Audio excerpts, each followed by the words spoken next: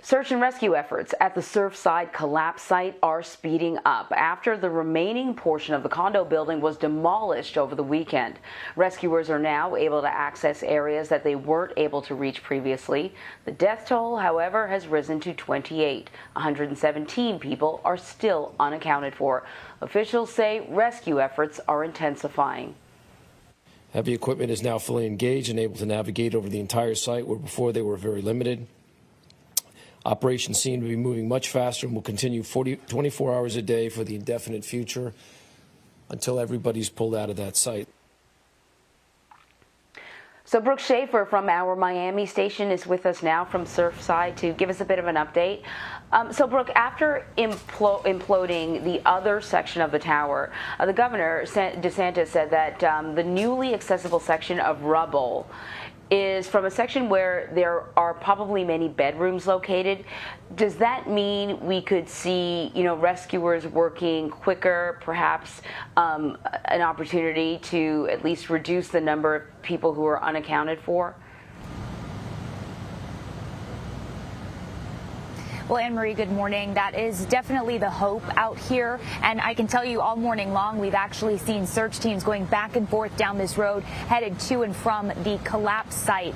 And part of the concern, really from day one out here in Surfside, was the remaining part of that condo building. There were engineers here on site from day one who said that that building was unsafe. And it was difficult for search teams as they were going through. There were certain areas where they weren't able to do search and rescue because of fears of that building potentially coming down. And so now with that part of the structure demolished, now really they kind of have free reign to the debris pile out here. They've told us that they're going in grids to search through and continue to look for survivors. And initially, when that building was still standing, there were certain parts of the grid they said they weren't able to access. And so now with the demolition complete, they said they have access to all of the grids. And yeah, hopefully it'll make things a little bit easier for them out here. So, Brooke, I know that you've been basically kind of focusing on the search and rescue operations there at the scene, but authorities have now opened criminal and civil investigations into the collapse. Do you know anything more about those lawsuits?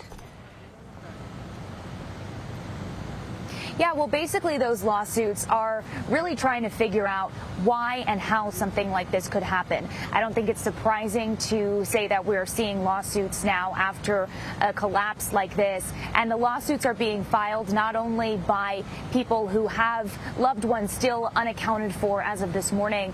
The lawsuits are also being filed by people who lived in the part of the condo building that was still standing but had to leave and weren't allowed back. They couldn't go back to get any of their personal belongings, any of that. So really their lawyers are trying to figure out how something like this could happen. Was there negligence involved here as well? And right now we know that the condo board actually has a receiver now, a court-appointed receiver who will be in charge of their financial decisions moving forward.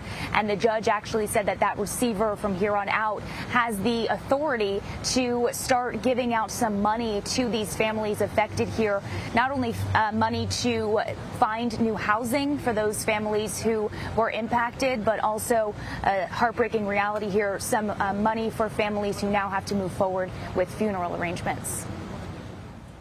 Right. Okay. So back to what's happening at the scene. We opened the show telling people about Elsa that is heading towards Florida, but I think there's been rain and thunderstorms already over the weekend. Just can we talk a little bit about the impending weather, the tropical storm, how that's how that is, increasing the challenge of the work ahead, and what, authorities there are doing to handle the tricky weather?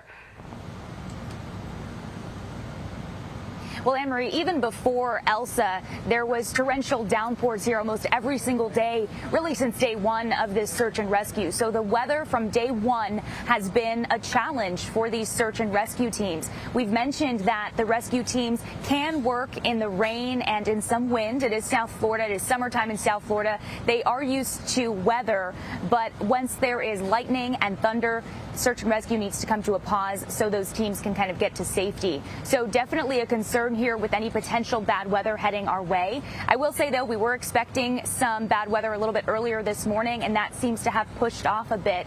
So we can assume that these search teams are really working as fast as they can, trying to get as much done before any potential bad weather heads our way. I bet. Brooke Shafer, thank you very much.